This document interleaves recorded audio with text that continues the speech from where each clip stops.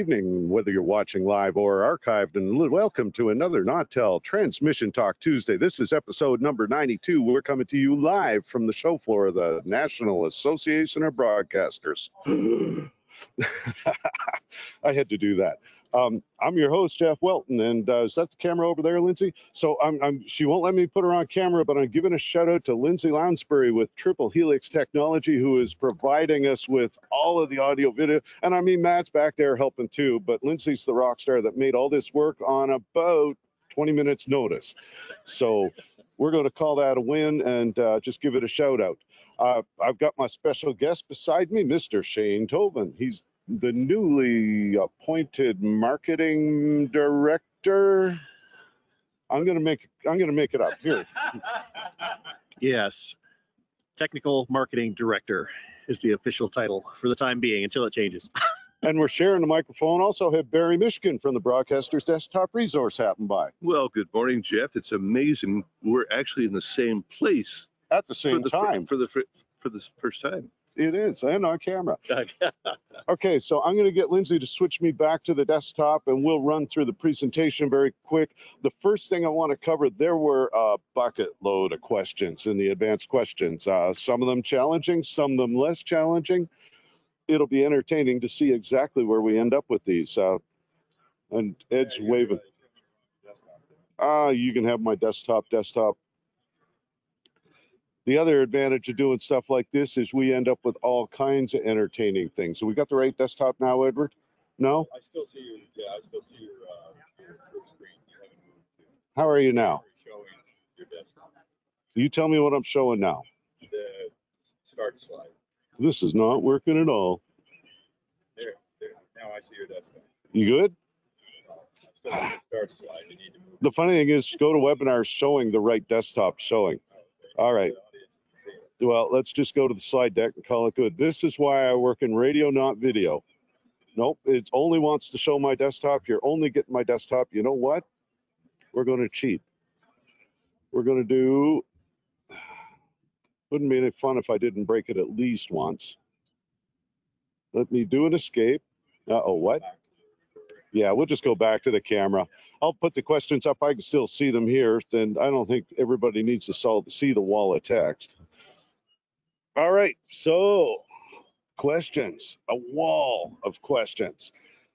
Question about audio over IP and the transmitter, GV. And I mean, there's not a lot to talk about with that. Nothing new. We do audio over IP to some extent, live wire. There is talk about changing some things. The audio player got scoped out in the first iteration of the new AUI. That'll be added in later on the VX, sorry. So there'll be some changes over the next year. And that ties into the last question from Paula about, will the firmware update for HTML5 ever happen? I said at NUG on Sunday that I was tired of lying to y'all about when it'll happen. So the only answer is yes, it will. And I'm not even going to pretend to know when. I can tell you the VX is using the new AUI now. The GV new AUI is to the point that we actually brought it on a couple of hard drives to hand out to folks here at the show. Whether they do that or not, that's up in the air, but it's that close. And VS will be next. I'm not even guessing when, like I said. Let's see. Curtis asked, did I miss the rescheduled Nautel at 55 webinar? No, we've rescheduled it about twice so far. We'll probably still do it. I don't know when, May maybe. That's up to Edward. Oh, by the way, shout out to Mr. Edward Sylvester. Lindsay, can you pan that camera over and show Edward there? And Edward can just do a wave. So Mr. Disembodied Voice actually gets to be on the camera for the first time ever. So shout out to Edward. And he's like, now I don't have to do a microphone. Life is grand. All right. Oh, we got all kinds of chat. Is it? Ed's like, oh, get very involved. See, there's the other thing. So folks, Ed types stuff in the chat. Today, he's not getting to do it incognito. We're just going to make it all live. But so there, Pierre, how can I make my boss send me to Vegas so I can see you guys? Barry, I'm going to let you answer that. How do Well, I think it's important to know why NAB is important to go to. And one of the reasons NAB is important to go to is to make connections with real people. Yeah, we can talk to them on the phone. We can see them on the Zoom broadcasts and things like that. But to actually be able to sit eye to eye, discuss the equipment, discuss the needs. And look, you come and visit me every month, first of the month. You know what you're going to talk about this time? Probably an NAB wrap up. Yeah, it could be. And at the end of it, there's always somebody who says, I wish I'd asked this, or I wish I'd asked that. Yeah. And so the fact that we're in a more relaxed environment and we can ask those questions, that's really what's great. And that's why we do what we do. And there's no question that relaxed is the name of the game at this show. The running joke, I walked into NUG on Sunday morning. See, I don't even know what day it is anymore, on about no hours of sleep. And we managed to pull off, I think, a decent session. We had, close to 300 people there, Ed? Yeah, you can nod, give thumbs up. And yeah, it was a good show. Shane, you were there for part of it. Oh, yeah, it was awesome. Great NUG as usual. So I left the mic in front of you. Keep talking. Oh, no, you want me to talk now? Okay. Yeah, I really enjoyed the NUG sessions. Everything from the the updates on the new AUI and some of the other stuff that you're doing with AirChain now, and yeah, it's some really exciting stuff that you guys have got going on. Yeah, and it's been a lot of fun, and that ties in. So Tim had asked, is it possible to monitor audio remotely, actual hear it? And I mean, we call it a confidence monitor. And for what it's worth, that is what we call a day 2 release item for VX. So when we do any new build, okay, there's initial production, and we schedule it in layers. Hey, Corny. And so we stack stuff up in layers. So there'll be the initial production release. There's the day 1 release, which is the first general release. And day 2 release is all the stuff that as Jeff Wilson, our West Coast sales guy, likes to say, sometimes you just got to shoot the engineers and ship a transmitter. Because if you leave it up to the engineers, they'll keep improving it and improving it and improving it. And that's awesome, but it'll never go out the door. So at some point you put the brakes on, you say, okay, we're going to start shipping, and anything that we didn't get to right away, we can add in the next iteration. So the day 2 release for VX is already in the planning stage and the development stage. It's not going to be right away because obviously new AUI is kind of a priority right now. It's not like we haven't dragged our heels on that for several years. And now in fairness, we've put close to 40 man years into, and I'd say person years, we've got male and female software folks. We've got 10 people that's their whole job is working on AUI. So there have been some interesting challenges, but it's definitely moving forward. Ray's got a good point. First slide you had up was FM Spectrum, which is my desktop. Lots of debate for, is there a coverage degradation for FM stereo versus mono? Well, there's a question. Ooh, that is a good question. The answer is it depends. Yes, you do take a little bit of a noise hit when you're operating in stereo. That's just kind of the nature of the beast. It always has been. It's a compromise. It's worse in areas where you have a lot of multipath, but otherwise, if you're not dealing with a ton of multipath, generally FM stereo is it's gotten pretty darn good, especially with the modern processors that are available and some of the means of mitigating some of that multipath. So yeah, it's gotten really, really good. And that's one of those things that when you're talking HD radio tends to function better in a multipath area too. I mean, nothing's perfect, but better. By the way, John Van Milligan says hi. Oh, hi, John. John doesn't miss a TTT. All right, back to the questions. Like I said, y'all asked a pile of them. That comes down to the population signal coverage in fringe areas, almost tied into the question we just answered. Gordon, have had issues where transmitters lose remote connection, losing the AUI access app and had to be rebooted? Yes. That's a known challenge with some issues, and it seems to be sometimes kind of network related, but not always. I've got a VS1 that's been connected via fiber for many, many years without ever having had a hiccup, but definitely we know it's a challenge. We haven't put a lot of work into it because again, the new AUI is all the priority, and at that point, the Access app becomes kind of irrelevant. Don, have VS now, very interested in VX series. Awesome. Well, Don, reach out. You know how to find me. We've spoken before. Ben, what to do if your AUI doesn't continually log power fluctuations? So Ben is working on a GV challenge, and I've been following the conversation back and forth with support, Ben, and that's getting escalated as of your email this morning. So we're moving forward with it, and I'm apologizing for it taking a couple of weeks to get a solution. And Shane, actually, I'm going to throw this one at Barry, because Barry, so the cool thing is I'm surrounded by engineers, guys that actually fix stuff.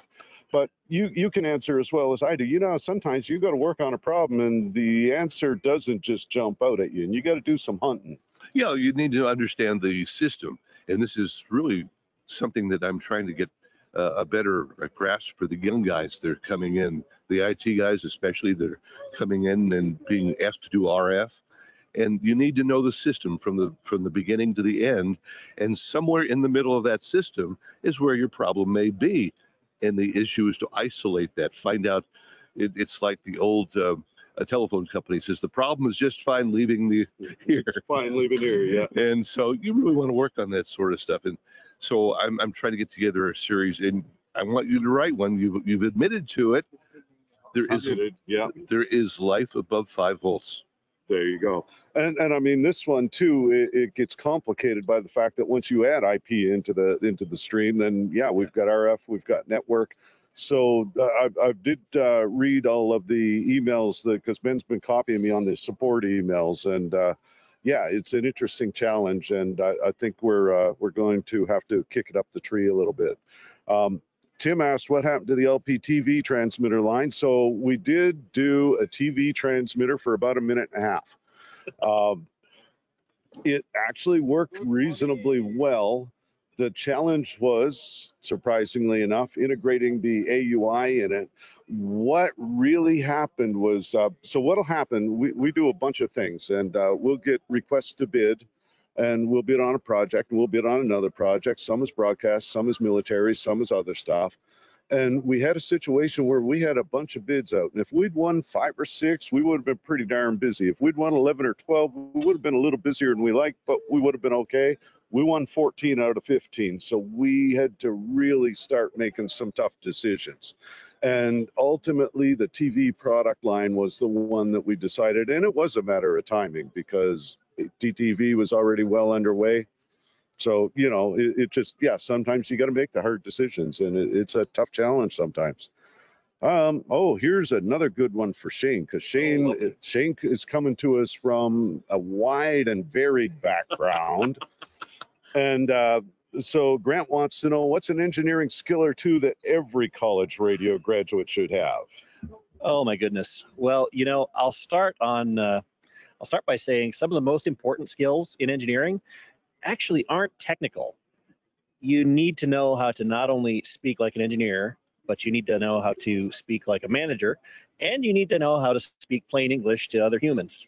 So the ability to be able to explain complex engineering concepts in plain English, or to explain, you know, to a manager, how's this going to benefit, you know, the operation? What do I get out of this? How's this going to, you know, what's my return on investment? Those are important skills to learn, just as much as any of the technical skills. So, and actually, we did a session on that at the Ennis. Plug for Jeff, who put together the RF 101 sessions for Ennis.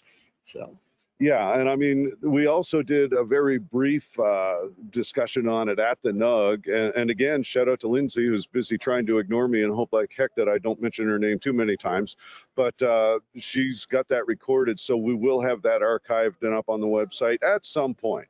Remember, there's a little trade show going on, so we're kind of distracted and delayed. I should drag Mr. Wilson over. He wandered in, so you'll get the whole U.S. sales team. You get all the Jeffs now. But so Jeff Wilson's here, and thoughts about the show?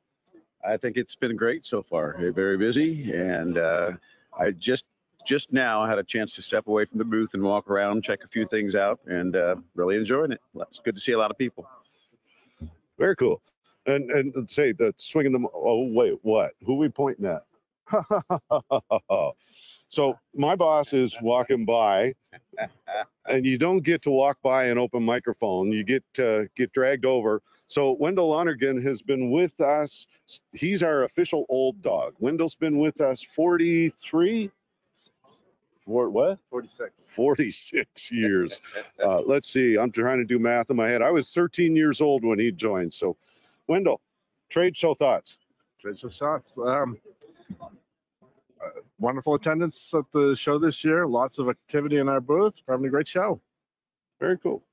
Thanks for dropping by. No worries. He's like, I was just trying to find the bathroom. As you can tell, we're all a little punchy at this point. Yeah, I'm not, no. Yeah, no. So anyway, the real reason that we are at the Triple Helix Technologies booth because one of the announcements right before the NAB show was the joining together of the MaxxKonnect Group with their Wi-Fi modem and technical services, Angry Audio, who do all kinds of really cool stuff, and I'm going to get it wrong again, Logitech. So Tag from Logitech and Catfish, Michael Dosh, and Josh Bone kind of all got together and formed this really cool group. Shane, as I said, is the marketing director for this group. So I wanted Shane to talk a little bit as to what they're planning to do.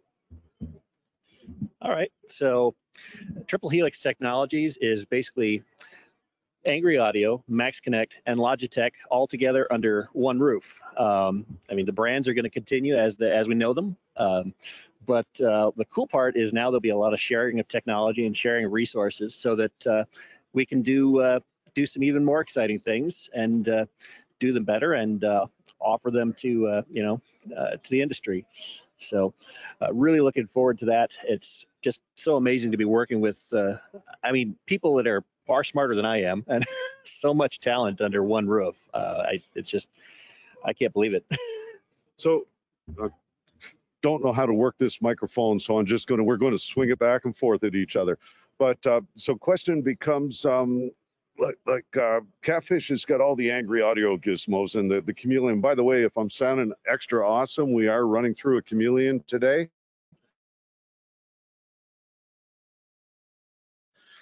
So that's what's processing this microphone. If it doesn't sound bad, that's the source material, not the Chameleon. But what's that? Got it fixed? No. What's that? Could be. Okay. So we thought we had a problem with video. Everybody else says it's working. Feel free to hit the questions. Tell us if the video is jammed up on the receive end. We're also running on a MaxxKonnect Wi-Fi modem, and somebody who looks a lot like me said, I bet it can do it on battery. So far, so good. We will see how it rolls. Jake says we did drop out for a few seconds. Good now. That may have been me. I've got more stuff going. And like I said, there's a reason I work on a microphone and not in front of a camera for a living. So anyway, getting back to where I was going with this. So like Corny and Catfish had done some really cool things with Angry Audio. Of course, Logitech had been kind of quiet for a little while. And Josh has been doing some interesting things with MaxxKonnect and with the wireless services. So where do you see this going? What kind of things you got coming? So I'm actually really excited, not only about this whole, this whole group, but especially Logitech and what they can bring to the fold. I think Logitech plus Catfish, we're going to see some amazing things. I mean, they haven't gone away. They've been quietly kind of in the background working on a lot of really neat AOIP technologies. They've got a couple of really cost-effective consoles out there. I think the basic Mix-It system starts at under $6,500. So, I mean, I want to see AOIP in any station that wants it. I want to see it spread far and wide. And that was one of the things that Josh and I had been having a conversation, and I think he's on an airplane at the moment, so we get to talk about him, not to him. And that could be dangerous for him, but fun for us. Anyway, the point I was going to make was one of the things he was talking about was, I mean, a $6,500 AOIP console lends itself to so much more than just like commercial broadcast. I mean, at that point, you're talking like LPFMs, church radio, things like that. Yeah, absolutely. In fact, I had a couple of guys from a very large church come by and say, hey, we're looking to redo our broadcast room. Right now, we've got this massive Yamaha console, but we're looking to kind of refit things a little bit. And, when they realized that these are actually broadcast-centered consoles, they went, wow, that makes so much sense. And, when I showed them kind of what it could do, especially the fact that it could drop into their existing Dante network and pick sources up from there, they were really excited about it. So, yeah. So now, again, since like I say, this is going to be the Shane hour now. So, you are so host. Thanks. What do you see going forward? Can you give us any? And I mean, I know we're at a trade show and you got a bunch of other stuff going on, but and you've been with the company a whopping a week-ish. Yeah. But what kind of ideas going forward do you have that you can share? And I mean, granted, nobody wants to let anybody know what they're doing before it's actually a product, ish. But what's the direction you see it taking? Well, I expect to see, like I said, a lot more combination and cross-pollination in the technologies between the brands. I would expect to see some more AOIP-enabled gadgets and gizmos, for instance. Mm-hmm. Could be under the Logitech name, could be under the Angry Audio name, could be under something else. But that's what I'm really excited about, are the possibilities that kind of brings. Oh, so to tie that into something we're doing on our end, I mean, we're working at the moment on virtualizing all the HD stuff. So, we can virtualize the HD multicast, put the importer and exporter in the transmitter, put the processing in the transmitter. And I know we have talked to some other folks about that, some of whom may be in this booth, and EAS and things like that. So, and I know this is really early days and you guys have just been together like a week or so, but where do you see it going in the realm of like VMware and virtualization? Well, it's certainly something that that I plan to bring up with the group, because I know it's it's something that's really big in the industry right now, and I see it as important. But who knows where this will go? So. And I'd say that's one of the things that I always thought was cool anyway, is that the virtualization, everybody's like, I don't want my stuff on somebody else's computer. And I think it's more about having the choice and the power. And like, if you want it in your transmitter, you put it in your transmitter. If you want a separate outboard box, grab yourself an industrial server, throw it in a rack on your TOC. If you want to do it on Amazon Web Services, feel free, but it's about choice. Yeah. Well, I tell people, if they're a little bit scared of virtualization, don't understand it, don't know what it is, I tell them, compare it to like your equipment rack, but instead of having the entire equipment rack, each of the components is a separate piece of this virtual environment. I mean, functionally, it's really no different, but physically, it saves a lot on space, a lot on resources, and it's a really cool approach. He wandered by. Arbitrarily going to start grabbing people off the show floor because I can, but so I think I get the concept on what you're doing with it. I'm looking at a little grainy on my screen here, so it'll be interesting to see exactly. I suspect that's my laptop having a heart attack, but yeah, it tried to choke 3 times today already. So I guess, what is anything else that you want to share overall? I mean, just. And again, unscripted, you got called. So poor Shane, going to tell the story. I'm going to give you the paraphrased version of the story because this is a PG-13 show. But poor Shane got a text or copied on an email this morning at about 6 o'clock Vegas time, and he's hard asleep. And Lindsay got copied on the same email. Now, when I showed up, Lindsay was already here plugging wires. Shane texts me and says, trying to find my pants. Like I said, I was going to paraphrase. He did not say what I said, but yeah. So yeah, he literally got woken up by a drug here, totally cold. So he's working this without any prior knowledge or information. Working without a net's what we do best. But yeah, so anything else you want to add to it while I've got you on the spot? Well, I wanted to bring Corny over here actually a little bit to talk about some of the work that he's been doing. Grab Corny. He could talk about some of the processing stuff that he's been working on, including the processor that we're running this mic through right now. It's called the Rebel, RE for RE20, And there's a second one called Smooth for an SM7, two of the most commonly used mics in broadcast. He came up with a brilliant little mic processor that works really, really well for both of those. So hopefully we'll get him to join us over here in a little bit. It's making thumbs up signs, but he's got his lollipop out. No, Dale, he's been in a conversation. So like I said, the funny thing is there is this little trade show going on. Here's a question. How close is Angry Audio on the Rave console? That's from Tracy. Ooh, well, I don't want to put words in Catfish's mouth, but we were showing it over at the BGS booth, so it's close. It's close. So I expect we'll see it, sooner rather than later here. Cool. So now, since we opened the door and some of us have no idea what we're talking about, what's the Rave console and what makes it awesome?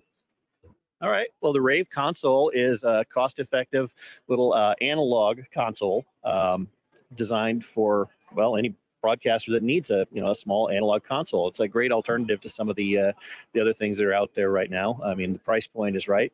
How many channels? Lindsay, how many channels on the Rave?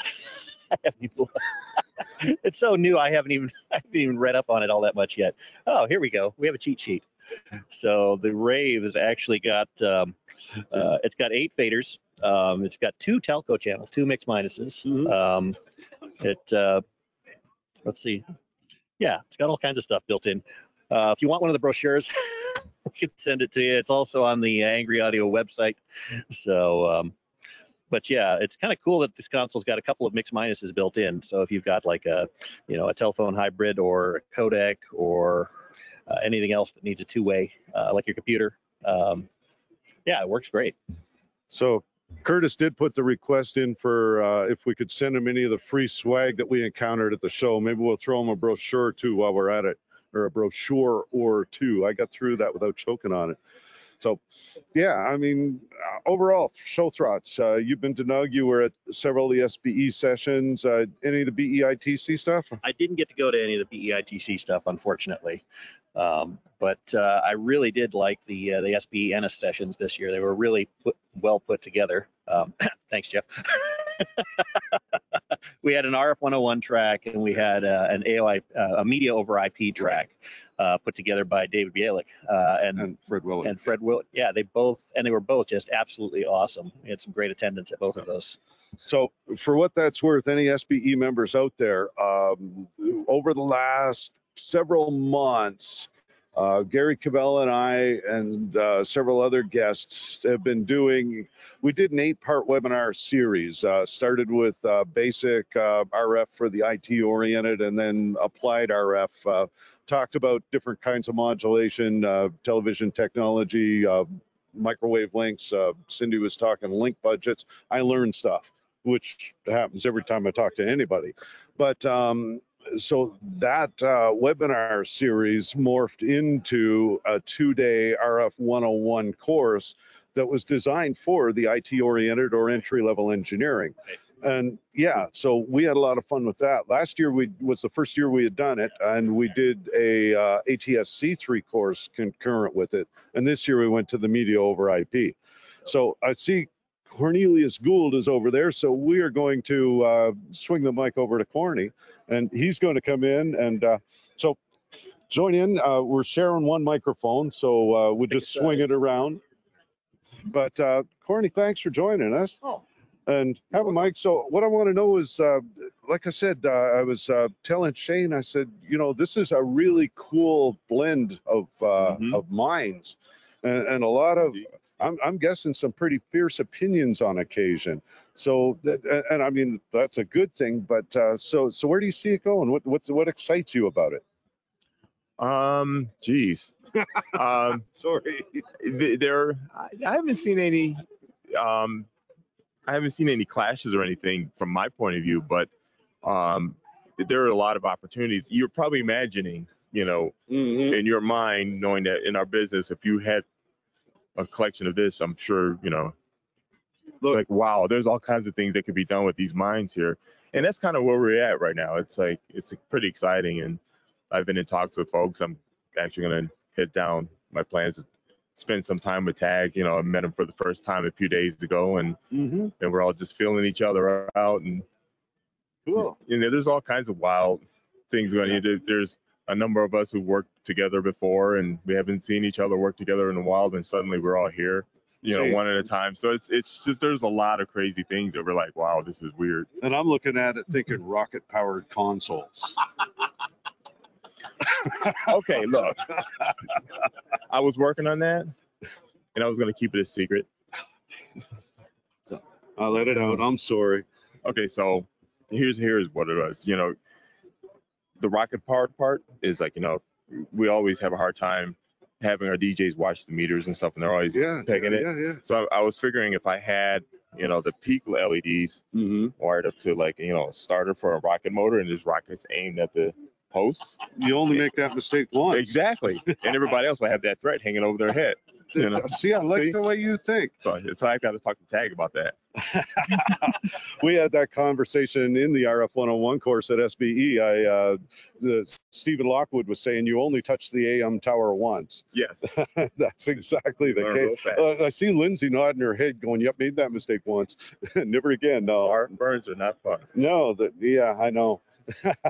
So a DJ name. RF burns here for you, Andy. Well, and there was a guy that used to talk or write for the for one of the trade magazines that was his name. Yeah. We had RF Burns and Guywire. Yeah. Mm-hmm. So very cool. Awesome. Well, thanks, Courtney. I appreciate your time. Well, thanks for stopping by. Hey, my pleasure. It's like I say, it was one of those. Ed and I got talking about this morning, and we kind of we made the conversation or that we made totally. Look, I'm going to give you the whole story. So we get reminders about TTT. So we get a reminder yesterday. We're in the middle of this trade show, and it just totally blanks. 6:15 this morning, I get the email. By the way, here's the slide deck for TTT, and it's like, oh my goodness. Ed calls me and he goes, yeah, I forgot about it. And I said, yeah, me too. So we kind of just slammed it together. And I said, the funny thing is we talk about ourselves so much during these. So it was kind of cool with our partner. I mean, MaxxKonnect Group is one of our reps. And with what they were doing, it was just really well timed to be able to talk to you all about that. So yeah, so Courtney talked about the collection of people, and you know, from what I've seen so far, I mean, we all work really well together. It's just amazing the way this combination works. I think part of it is that we all kind of have the same sense of humor, so we try not to take ourselves or take things too seriously, you know, and I think that's a big part of it right there. So. And I see Curtis has given us his address for that swag. So yeah, we're gonna load them up with brochures and stuff, man. I don't know what we got, but we got flashlights. Hey, it's like Radio Shack. You got flashlights, we got batteries. I think that was different. Yeah, that was a little different. I think we're going to call it a fairly early day today. Not a whole lot to talk about. Like I said, the show floor has been fairly steady. It's a little quieter now, but it's also only 9:30. Folks are still processing their first coffee. Nautel booth-wise, not a lot new. Like I said, we've got the embedded Just Add Audio, and GV2 is really cool because we're starting to see those go out the door. There's one on the air in St. Cloud, Minnesota now, and another one in Halifax, Nova Scotia, right beside, I say right beside Nautel. It's kind of relative, but it's only a 45-minute drive away. That's going to be, it's awesome because they are the first HD station east of Montreal in Canada. And my Silverado has got the HD light lit for the first time ever, which is way cool. Now, I'm looking forward, they're going to add some more sub-channels, and we'll have a little fun with that. Sir. Uh-oh. What's that? You forgot the commercial. I forgot the commercial. Okay, I'm giving the mic back to Corny because he's going to do this better than I would. Your voice is being processed by the Chameleon Rebel mic processor. No, we got that early. We did, but I didn't know it was a Rebel. Okay. There you go. So second break. So again, voice, and like I said, this whole session is being brought to you over a MaxxKonnect Wi-Fi modem. This one specifically. You notice, look, Ma, no wires. It literally is wireless. Hey, I got my radio voice on for that too. Battery powered. Lindsay tells me the batteries are good for 6 to 8 hours. It's not giving me any alarms yet, so we're going to call that a win. And yeah, I mean, Triple Helix provided all the technical skills. Thank you again, Lindsay. and Matt, wherever he's over there doing whatever Matt does. And thanks to Shane for coming in and talking to us a bit, putting pants on. I really appreciate that part. I'm sure everybody does. Well, I told him, I said, the great thing about this is pants are optional, just add shirt. So closing thoughts. All right. So yeah, like I said, we're really excited about this. Visit 3helix.tech to find out more and read the whole story. And of course, all your favorite brands together now under one roof. And yeah, looking forward to some really, really awesome stuff going forward. Now, I will add in the questions, Howard had asked if I would re-answer the question about monitoring actual audio. And this is related specifically to the VX at this point.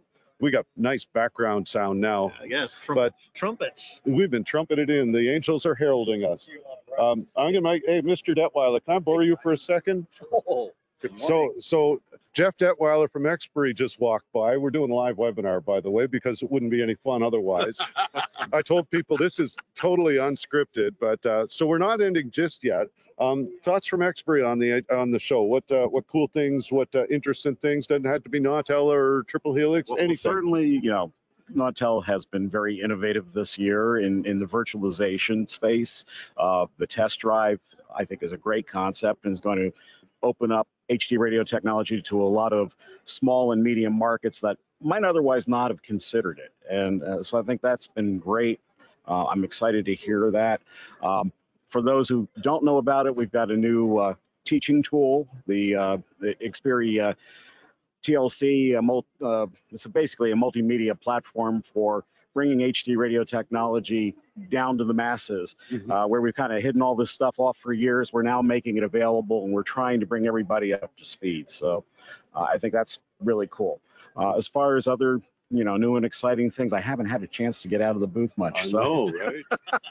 That's always a good problem to have when you're at the third day of the show. It is. So, hopefully I'll get to do that today, sometime this afternoon, but excited what you guys are doing. And I'm glad you reminded me about test drive. I forgot all about it.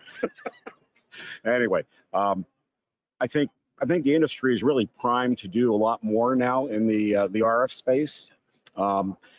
DTS Auto Stage is kind of a neat thing in bringing all of that together and making multicast channels have the same value proposition as the main channel signal. Yeah. And for me, I've always been concerned about that, and I think this is a way to equalize it. And Auto Stage works for an analog station. Absolutely. Too, right? They can just go to DTS Auto Stage, log in, register, and that puts album art on it, or not album art, but station logo on any quick car. Well, if they actually do configure a feed into there, we put metadata and the images up there as well. So it's designed to bring the analog broadcast up to the same level as a HD radio broadcast.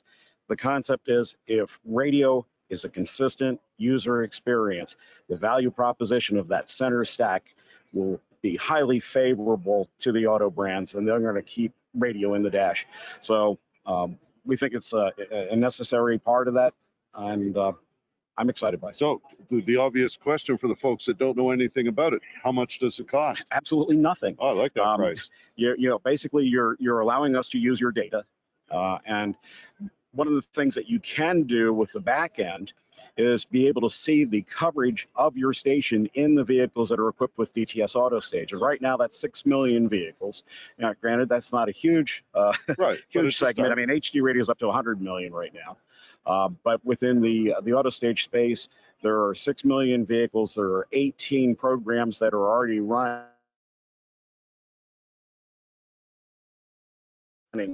for new platforms with Auto Stage, and I think there's like 12 of them that are in certification at this point. So we're going to, in the first quarter of next year, see pretty much all of those on air. Awesome. Excellent. Thanks very much, Jeff. Appreciate your time. Jeff, thank you.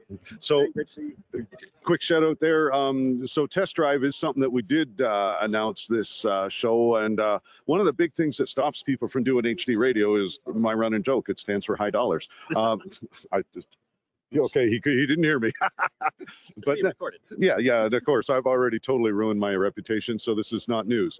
But so there are a lot of pieces that with the virtualization platform, what we've announced is we've got the ability. The only thing we haven't really cleared is the original license fee, but the HD multicast, the processing for the HD channels, the time delay correction. We can look after all of that stuff. And what we're offering is basically a 6-month free test drive. So you can, and who it's really geared for is people that are planning, you're ready to replace a transmitter anyway. So we'd put in a GV2 with a virtualized engine in it and give you the ability to turn on HD and see if there's a way that you can monetize it, make a profit with it, or provide additional services to your community. So something else to think about. If you Google Nautel test drive, I'm sure you'll find something, or you can reach out to me, Jeff Wilson, or any of our salespeople, and we'll get you there. Okay, closing thoughts again, Shane. I see the finger. I was going to say, I'll put in one more shameless plug here. We can also do integration services for your broadcast facilities. So if you're looking at some, doing some upgrades, we have the staff and the resources available to handle that. And it doesn't matter, whose gear it is. We'll help you figure out how to, how to integrate We it. like it better when it's not Nautel gear. I wasn't going to mention any names. And other thing to mention too, so in the comments, Curtis says next year you guys should do this as a mobile walk around TTT webinar just to give Lindsay one more challenge. The difference is instead of 15 minutes to prepare for it, she'll have a whole year. So yeah, that's not a terrible idea, Curtis. I think we may take you up on that, and we'll just plot out a little map and go for a wander. All right, folks, I am going to call it a day. It is 9:42. This may be a record for the earliest TTT ever. I want to give a shout out again to the folks at Triple Helix Technologies, Angry Audio, Logitech, MaxxKonnect Group. Special shout out to Lindsay, who has made all of this possible, to Mr. Disembodied Voice, Edward Sylvester, and Shane Tobin. Thank you very much. Thank you, Jeff. On that note, don't know when our next TTT is, but we will talk to you all later. David asked, are these happening daily? No, this is our normal Transmission Talk Tuesday. We'd gotten them off them for a bit, and with our reassigning sales territories, I was just up to my ears, and something had to give, and this was what it was. But I think we're going to be bringing a few back over the summer because I kind of miss them, and I think Ed does too. He looks awful lonely when they don't happen. So, yeah, we'll let you all go. Get on with your day. Thank you very much, and we'll see you next time. Bye now.